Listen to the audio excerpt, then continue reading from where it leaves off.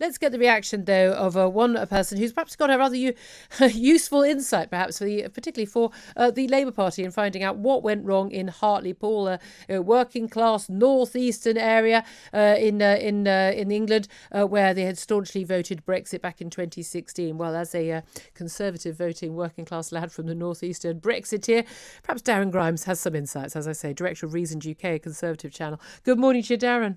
Morning, Julia. Good to be with you, pet.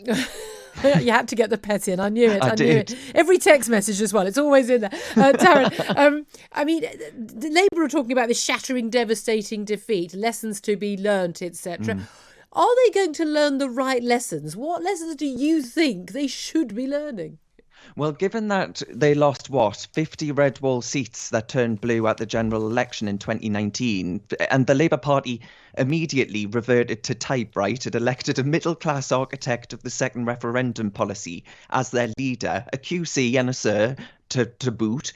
And who did they put up to fight the Hartlepool by-election? An ardent Remainer, an advocate of the second referendum campaign as well. Honestly, Julia, the Tories might as well have just kicked off the slippers, because this is like taking candy from a bin at this point. I mean, but this is the thing, isn't it? When we say they've learned the lessons, and it's all about, the Labour Party, needs to, get in touch with voters. I mean, it's not just someone, that candidate for Labour was not just someone who'd voted Remain in 2016. Yeah, no problem at all. Wouldn't have an issue with that. But someone who actively campaigned to overturn that result that was supported by a majority of people in Hartlepool. Does this tell you that they really don't get it? Yeah, well, totally, because the one line that I hear from people around here in County Durham, everywhere, that people come up and say, thank you for everything that you say, because the Labour Party doesn't speak for the working class anymore. And secondly, that much of our political and media class, apart from JHB, obviously, JHB speaks for me, as I say, but the media class we don't have anyone speaking for us, really. And that's what explains it, I think, a generation, really, of sheer frustration.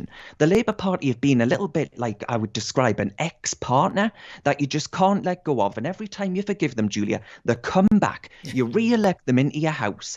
They ask you to place your trust in them one more time. And then, like clockwork, they call you a racist. They call you a fascist. They tell you to take the knee. They tell you that you're a stupid, chippy little oik that didn't know what you were voting for and that you ought to do it again until you get the right result. And they offer succour and support to those who don't wish your country well, until eventually the proud voters in Hartlepool just said, you know what, pet, get out. I've had enough of you. I'm trading you in for that blue model that I once thought was a little bit posh, but now I reckon they get me and they know what I'm about. But that's what's happened. And this is the extraordinary thing, is that those in the Labour Party, and I grew up in North London Labour Party. I know these people, my family, friends of these people. I know what they think of me, and I know what they think of you, and they despise us, absolutely despise us. And this is the thing, isn't it? It's this idea that that they think that voting Tory or voting for Brexit makes you a bad person. There is no notion of what are people offering in terms of these policy offers or these party offers that is different from what we're offering. What do people want from that? I thought, for me, a lot of this was down to less.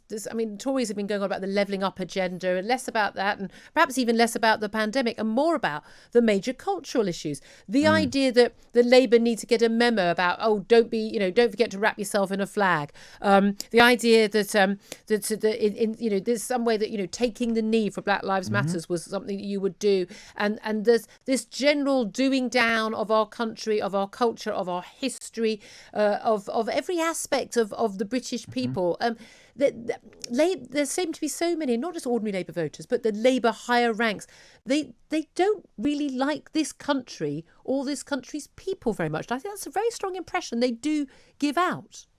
Oh, totally. I mean, bending the knee to an outfit like Black Lives Matter might get you a few thousand retweets on Twitter, and it might even get you a few votes in places like London and city centres. But in places like up here in County Durham, people cannot believe that the leader of the opposition would take the knee to a movement as radical, destructive, and one that had engaged, let's not forget, in wanton acts of criminality. And I'm dare say, I doubt I'm alone, but probably as we speak, Labour are commissioning some bloke in an expensive suit to do a deep dive into why they lost. But Julie, I'll tell you what, I'll save them a few bob and set it out for you right now. The British people don't want Twitter's manifesto. They don't care about votes for kids. They don't care about people having to show their ID to vote.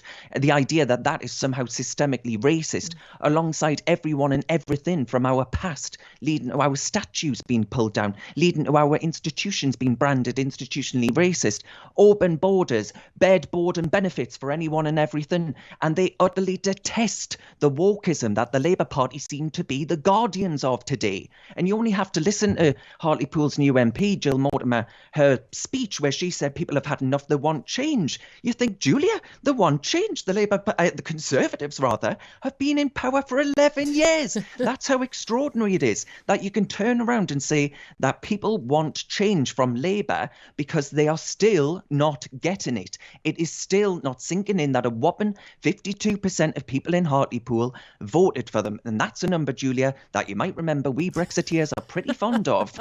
We certainly are. Darren Grimes, it's always great to talk to you. Again, you could save the Labour Party a lot of money. There's going to be a lot of soul searching. They could just listen to that. Well, put it on Twitter and send it all to the Labour MPs and maybe they'll realise what they're doing wrong. Director of Reasoned UK.